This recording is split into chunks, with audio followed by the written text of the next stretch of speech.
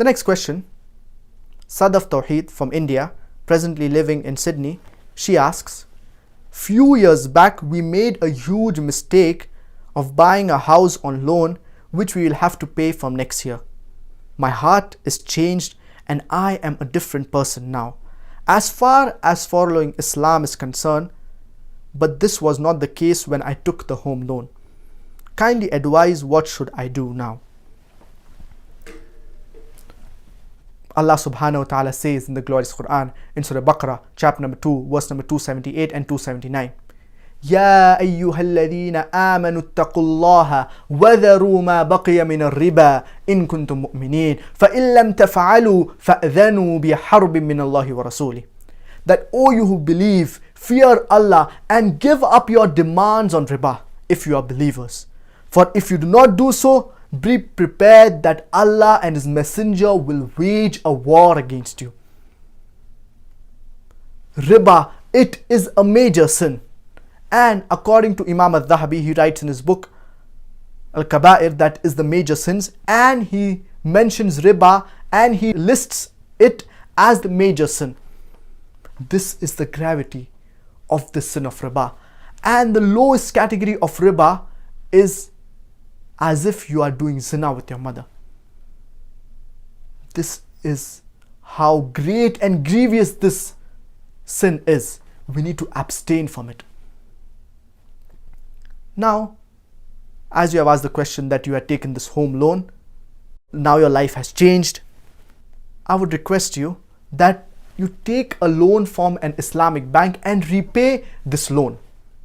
The home loan that you have taken, repay it first, and then slowly pay back to the Islamic bank.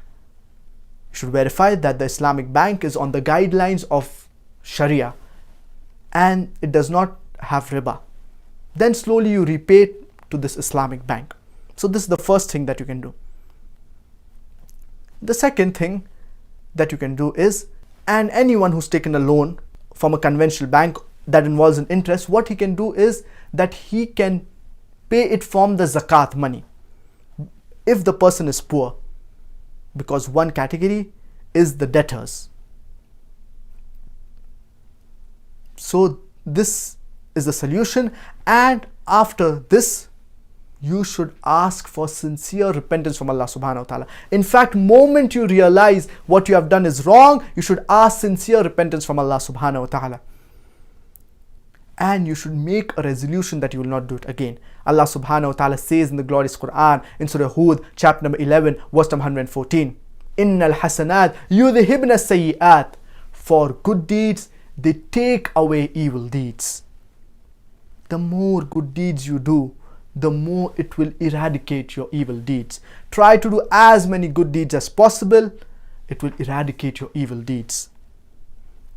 And for repentance, there are basically 4 criteria. The first is that you ask sincere repentance from Allah subhanahu wa ta'ala. The second is you stop doing that act. The third is that if you can repay it, you repay it. For example, if you've robbed something, you return it to that person. And the fourth category is that you make a strong resolution that you will not do it again. So if you are sincere repentance from Allah subhanahu wa ta'ala, involved in doing good deeds, righteous deeds, inshallah Allah subhanahu wa ta'ala, He will forgive you.